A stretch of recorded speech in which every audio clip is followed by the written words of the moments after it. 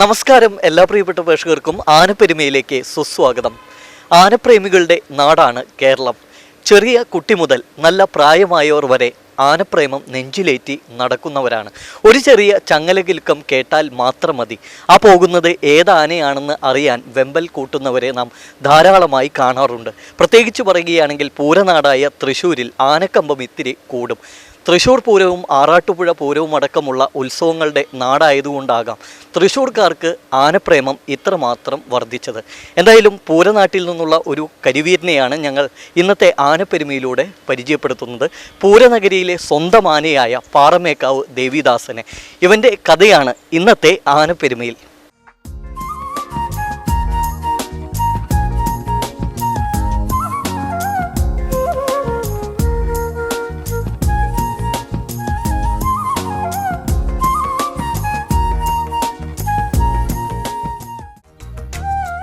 ഒട്ടേറെ ആനപ്പിറവികളാൽ സമ്പന്നമാണ് ദൈവത്തിൻ്റെ സ്വന്തം നാടെന്ന് വിശേഷിപ്പിക്കുന്ന കേരള മണ്ണ്.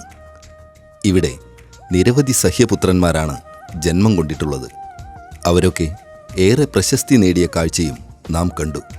എന്നാൽ കുറേ കൊമ്പന്മാരാകട്ടെ ഇതര സംസ്ഥാനങ്ങളിൽ നിന്നെത്തി കേരള മണ്ണിൽ തൻ്റേതായ സ്ഥാനം ഊട്ടിയുറപ്പിച്ച് ജനഹൃദയങ്ങളിൽ ചേക്കേറിയവരുമാണ്.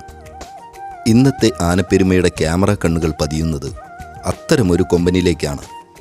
പൂരനഗരിയുടെ സ്വന്തം ആനയായ പാറമേക്കാവ് ദേവിദാസന്റെ കറുപ്പഴകിലേക്ക്.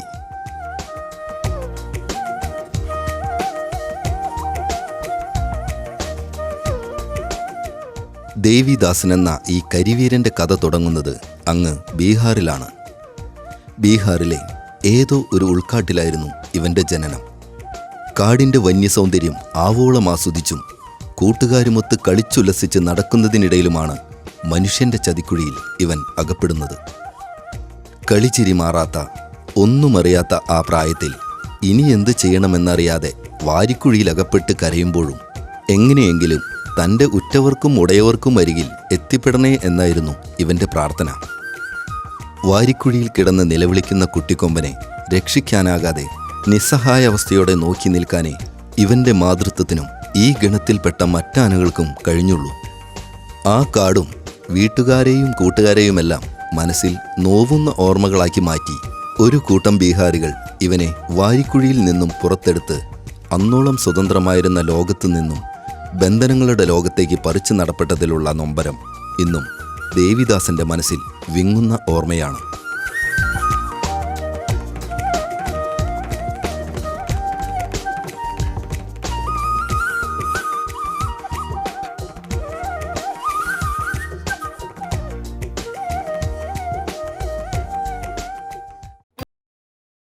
കുറേ കാലം ബീഹാറിലെ ശാസനകളൊക്കെ കേട്ടും മർദ്ദനങ്ങളുടെ നോവറിഞ്ഞും കഴിഞ്ഞ ശേഷം പിന്നെ ഇവൻ എത്തിപ്പെടുന്നത് കാണികൾക്ക് സാഹസികതയുടെ അത്ഭുത കാഴ്ചകൾ ഒരുക്കുന്ന സർക്കസ് കൂടാരത്തിലേക്കായിരുന്നു. എട്ടും പൊട്ടും തിരിയാത്ത ആ കുട്ടിക്കാലത്ത് ഒരു കോമാളി കണക്കെ ഏറെക്കാലം സർക്കസ് കളിച്ചു നടന്നു ഇവൻ. അന്ന് ഏറെ പീഡനങ്ങൾ ഏറ്റുവാങ്ങി അഭ്യസിച്ചെടുത്ത സർക്കസിലെ നമ്പറുകൾ ഇന്നും ഇവന്റെ മനസ്സിലുണ്ട്. വേണമെങ്കിൽ ഇപ്പോഴും സർക്കസിലെ ഒന്നോ രണ്ടോ ഐറ്റം കാണിക്കുവാനും ദേവിദാസൻ തയ്യാറാണ്. ചൊട്ടയിലെ ശീലം ചുടല വരെ എന്നല്ലേ. അപ്പോ ചെറുപ്രായത്തിൽ പഠിച്ചതൊക്കെ മരിക്കുവോളം മറക്കുകയുമില്ലല്ലോ. മോത്തി എന്നായിരുന്നു ഇവന്റെ അക്കാലത്തെ പേര്. സർക്കസ് കൂടാരത്തിലെത്തുന്നവർക്ക് ഒരു കൗതുക കാഴ്ചയായിരുന്നു നല്ല കുസൃതിക്കാരനായ മോത്തി എന്ന ഈ കുട്ടിക്കുറുമ്പൻ. അല്ല, ചെറുപ്പത്തിൽ തന്നെ നല്ല സൗന്ദര്യമുള്ള ആർക്കും ഒന്നു ലാളിക്കാൻ തോന്നുന്ന ആ കുട്ടിക്കൊമ്പനെ കാണാനും ഇവന്റെ കരിയഴക് ആസ്വദിക്കുവാനും എത്തുന്നതിലും തെറ്റു പറയാനൊക്കില്ലല്ലോ. ഇപ്പോഴും നല്ല ഗജസൗന്ദര്യമുള്ള ദേവിദാസന്റെ ബാല്യകാലം പിന്നെ പറയുകയും വേണ്ടല്ലോ.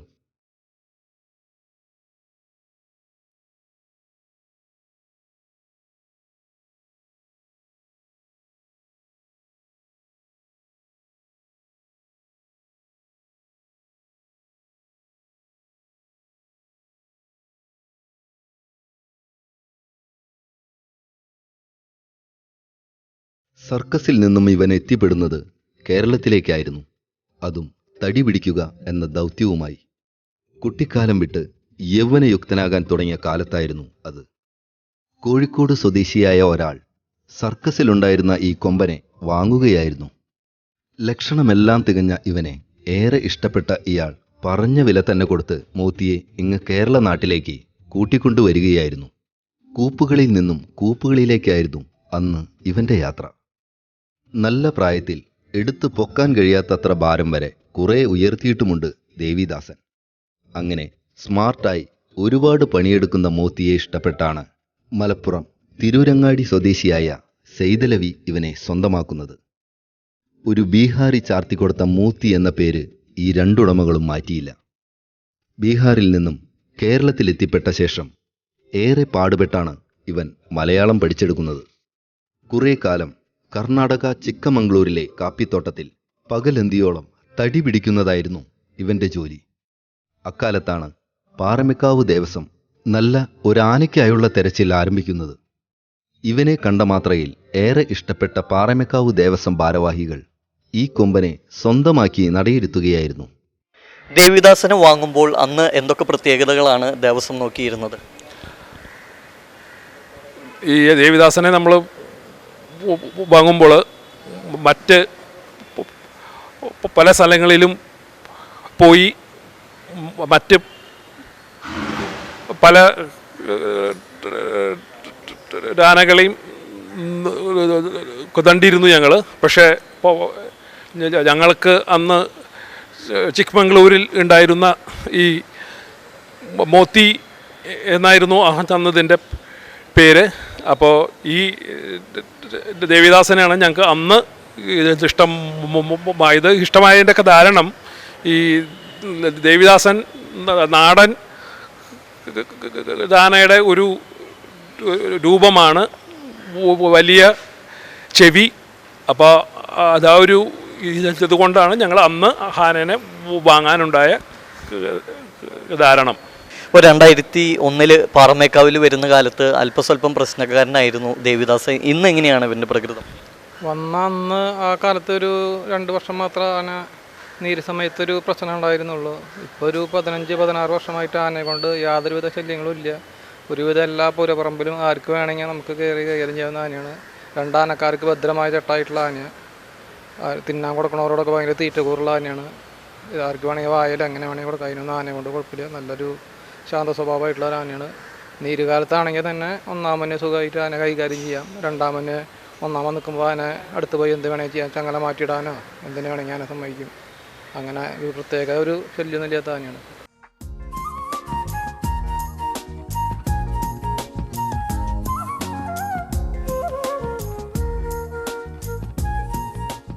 ഭക്ഷണപ്രിയനാണ് പാറമേക്കാവ് ദേവിദാസൻ.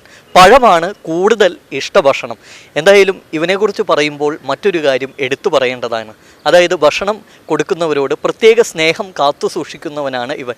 ഇനി പാപ്പാന്മാർ വിലക്കിയാലും ശരി, ഭക്ഷണ കാര്യത്തിൽ യാതൊരു വിട്ടുവീഴ്ചയുമില്ല. ആ ഭക്ഷണം ഇവൻ വാങ്ങിക്കഴിക്കുകയും ചെയ്യും. എന്തായാലും ഇവൻ്റെ ഇഷ്ടാനിഷ്ടങ്ങൾ നമുക്ക് കൂടുതലായി അറിയേണ്ട ഒരു ചെറിയ ഇടവേളയ്ക്ക് ശേഷം നമുക്ക് ഇവൻ്റെ കാഴ്ചകളുമായി വീണ്ടും മടങ്ങിയെത്താം.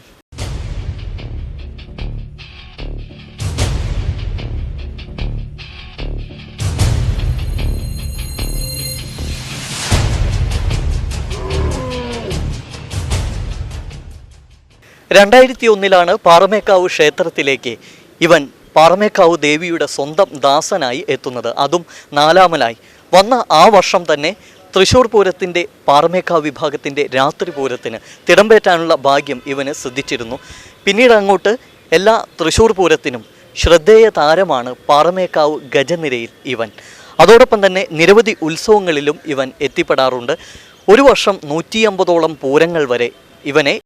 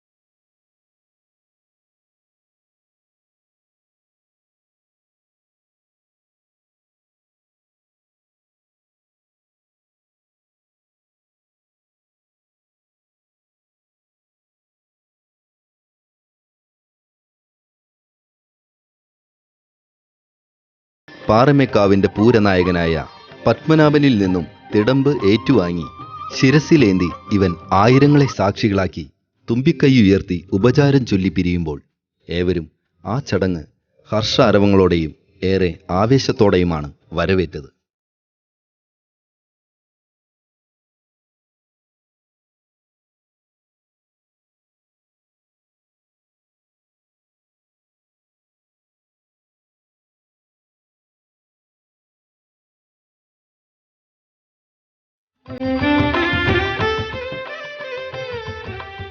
ദേവസ്വത്തിലെത്തുന്ന കാലത്ത് 1-2 ഇടച്ചിലുകൾ ദേവിദാസന്റെ ഭാഗത്തു നിന്നുണ്ടായിട്ടുണ്ട്. പൊതുവെ ശാന്ത സ്വഭാവിയാണെങ്കിലും ഈ കരിവീരനിടഞ്ഞാൽ പിടിച്ചുകെട്ടാൻ ഏറെ പാട് തന്നെ പെടേണ്ടി വരും. പരമാവധി സഹിക്കുന്ന പ്രകൃതക്കാരനാണെങ്കിലും ഇടഞ്ഞാൽ പിന്നെ മൂക്കത്താണ് ശുണ്ടി. കയ്യിൽ കിട്ടുന്നതൊക്കെ തകർത്തായിരിക്കും പിന്നെ തന്റെ അരിശം തീർക്കുന്നത്. എന്നാൽ ഇന്ന് ദേവിദാസൻ പക്വതയാർന്ന ഒരു കൊമ്പനായി മാറിക്കഴിഞ്ഞു. തുടക്കത്തിലുണ്ടായ 1-2 ഇടച്ചിലൊഴിച്ചാൽ പാറമേക്കാവിന് സ്വന്തമായ 17 വർഷ കാലയളവിൽ യാതൊരു പ്രശ്നവും ഇവന്റെ ഭാഗത്തു നിന്നുണ്ടായിട്ടില്ലെന്ന് പാപ്പാന്മാർ തന്നെ ഉറപ്പു നൽകുന്നു. 1-ാം പാപ്പാനോട് കൂറു പുലർത്തുന്നവനാണ് നമ്മുടെ ഈ ദാസൻ. പിന്നെ 2-ാം ചട്ടക്കാരനോടും മതപ്പാടിലൊഴികെ അനിഷ്ടങ്ങൾ കാണിക്കാറുമില്ല. എന്നാൽ മറ്റു പാപ്പാന്മാർ ഭരിക്കാൻ വന്നാൽ അത് ഇവനിട്ട് അനുവദിച്ചു കൊടുക്കുകയുമില്ല. ഇവന്റെ ഇഷ്ടാനിഷ്ടങ്ങൾ അറിഞ്ഞ് പാപ്പാന്മാർ നിൽക്കുകയാണെങ്കിൽ ഒരു അനുസരണക്കേട് പോലും കാണിക്കുകയില്ല. പാപ്പാൻ പറയുന്നത് കേട്ട് അനുസരണയോടെ നടക്കുകയും ചെയ്യും. ഇവന്റെ ഇഷ്ടങ്ങളും അനിഷ്ടങ്ങളും നന്നായി അടുത്തറിയാവുന്ന ആളാണ് 1-ാം പാപ്പാൻ. വാണിയംകുളം സ്വദേശി ചാമിയാണ് വർഷങ്ങളായി ഇവന്റെ സാരഥി. ആദ്യം ദേവിദാസന് 2-ാം പാപ്പാനായി ചുമതലയേൽക്കുകയും പിന്നെ 10 വർഷത്തോളമായി 1-ാം പാപ്പാനുമായി ഇവന്റെ ഒപ്പമുള്ള ചാമിക്ക് ഇവനെ നന്നായി തന്നെ അറിയാം. ദേവിദാസനും ചാമിയും തമ്മിൽ വർഷങ്ങളായുള്ള ഈ ബന്ധം തന്നെയാകാം ദേവിദാസനെ ശാന്ത സ്വഭാവിയാക്കി മാറ്റിയതും. 2-ാം പാപ്പാൻ മായന്നൂർ സ്വദേശി ബാബുരാജും 3-ാം പാപ്പാൻ ചാലക്കുടി സ്വദേശി ഹരിയുമാണ്. എല്ലാ ആനക്കാരെയും കുറ്റം പറയുകയല്ല, പക്ഷേ ഇന്ന് കണ്ടുവരുന്ന ഒരു അവസ്ഥയുണ്ട്. കുറച്ചു കാലം മാത്രമേ ഒരു ആനയ്ക്ക് പാപ്പാനായി നിൽക്കുന്നുള്ളൂ എന്നതാണ്. എന്നാൽ ചാമിയേട്ടൻ 10 വർഷത്തോളമായി ദേവിദാസൻ്റെ സാരഥിയായി തുടരുകയാണ്. അപ്പോൾ ഇത്രയും വർഷം ഈ ആനയ്ക്ക് നിന്നൊരു അനുഭവത്തിൽ ഇവൻ്റെ സ്വഭാവങ്ങളും അതുപോലെ തന്നെ നിങ്ങൾ തമ്മിലുള്ള ഒരു ആത്മബന്ധം ഒന്ന് പറയാമോ? അവൻ്റെ സ്വഭാവം നല്ല ശാന്ത സ്വഭാവമാണ്. അപ്പോൾ ഇത്രയും കാലം നമ്മൾ നിന്നതിൽ നമ്മളായിട്ട് യാതൊരു ഒരു ഉപദ്രവവും ഉണ്ടായില്ല. ഭക്ഷണം നമ്മളെന്ത് കൊടുക്കണോ അത് അവൻ ഭക്ഷിക്കും. മതപ്പാട് കാലം എങ്ങനെയാണ്? മതപ്പാട് കാലത്ത് കെട്ടി കഴിഞ്ഞാൽ പിന്നെ നമ്മൾ മുന്നിലേക്കൊന്നും പോവില്ല. പിന്നെ കൂടെ ചെന്ന് ചങ്ങല മാറലും വെള്ളം കൊടുക്കലും കാര്യങ്ങളൊക്കെ ചെയ്യാം. പൊതുവെ ശാന്തപ്രകൃതമാണ്. ഏരിൽ നിൽക്കുന്ന സമയത്ത് ഒത്തിരി മറ്റേ ആന എറിയലും കാര്യങ്ങളും ഒക്കെ ചെയ്യും. നമുക്ക് മുന്നിൽ കൂടെ ചെല്ലാനോ കാര്യങ്ങൾ ചെയ്യാനോ പറ്റില്ല. ബാക്കിൽ ചെന്ന് കഴിഞ്ഞാൽ ചങ്ങല മാറ്റുക, ഭക്ഷണം കൊടുക്കുക, കാര്യങ്ങളൊക്കെ ചെയ്യാം. മുന്നിലേക്ക് ചെല്ലാൻ പറ്റില്ല. ഉത്സവങ്ങളിൽ തിടമ്പൊക്കെ കിട്ടാറുണ്ട്. മുമ്പ് ചില ഭാഗങ്ങളിൽ ചെന്ന് കഴിഞ്ഞാൽ തടമ്പുണ്ടാവാറുണ്ട്. അതുമാതിരി നമ്മുടെ അമ്പലത്തിൽ പ്രതിഷ്ഠയ്ക്ക് അതിനൊക്കെ തടമ്പ് ഈ ആന ദേവിദാസൻ കയറ്റാറുണ്ട്. ഇപ്പോൾ നിരവധി ആനകൾക്ക് പാപ്പാനായി നിന്ന ഒരു പരിചയമുണ്ട്. അപ്പോൾ ദേവിദാസൻ്റെ പാപ്പാനായപ്പോൾ തോന്നുന്ന ഒരു അനുഭവം എന്താണ്? ഇതിൻ്റെ ഒപ്പം വന്നപ്പോൾ അധികം ഭേദം ചെയ്യേണ്ടതൊന്നും വന്നില്ല. നല്ല രീതിയിൽ തന്നെ ആന ഇണങ്ങാനും ആനടുത്ത് പെരുമാറാനും പറ്റി.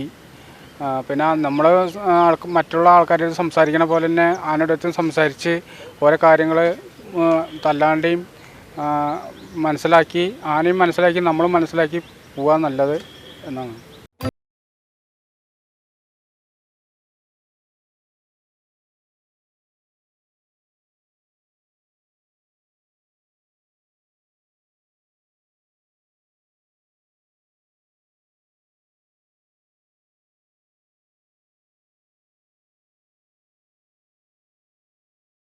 അമ്പത്തിരണ്ടുകാരനായ ദേവിദാസന്റെ ഉയരം 9.25 അടിയോളമാണ്.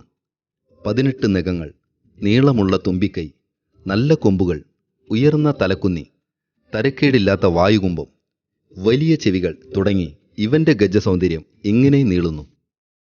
ഭക്ഷണപ്രിയനാണ് പാറമേക്കാവ് ദേവിദാസൻ. ഭക്ഷണത്തിന്റെ കാര്യത്തിൽ ഒരു നെല്ലിട പോലും വിട്ടുവീഴ്ചയ്ക്ക് ഇവൻ തയ്യാറാകില്ല.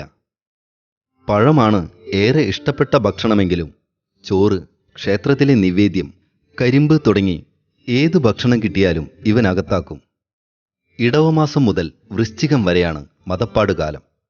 കേരളത്തിലെ രണ്ടാം നിര ആനകളിൽ ശ്രദ്ധേയനും തിരക്കുള്ള ആനയുമാണ് ദേവിദാസൻ.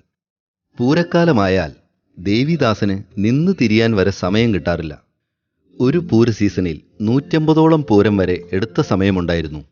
തൃശൂർ പൂരം, ആറാട്ടുപുഴ, നെന്മാറ വല്ലങ്കി, ഉത്രാളിക്കാവ്, കുറ്റിയങ്കാവ് തുടങ്ങി കേരളത്തിലെ ഒട്ടുമിക്ക ഉത്സവങ്ങളിലും ദേവിദാസൻ ഇന്ന് ഒഴിവാക്കുവാനാകാത്ത സാന്നിധ്യമാണ്.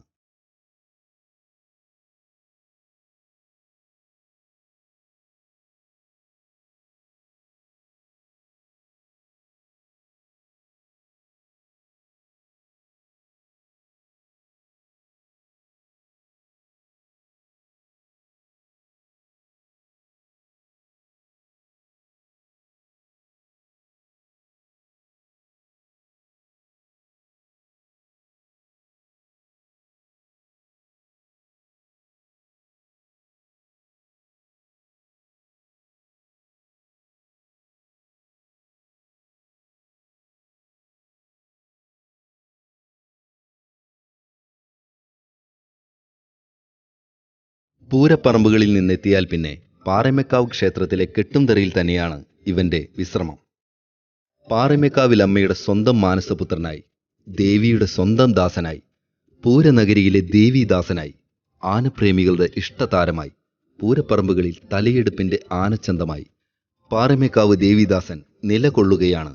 ഇനിയും ഒരുപാട് പൂരങ്ങളും മേളക്കൊഴുപ്പും വർണ്ണച്ചന്തവുമെല്ലാം നെഞ്ചിലേറ്റി ആ ലഹരിയിലങ്ങനെ മതിമറന്ന് തല ഉയർത്തിയും ചെവികളാട്ടിയും ഉത്സവപ്പറമ്പുകളിലെ തന്റെ ദൗത്യം തുടരാനായി.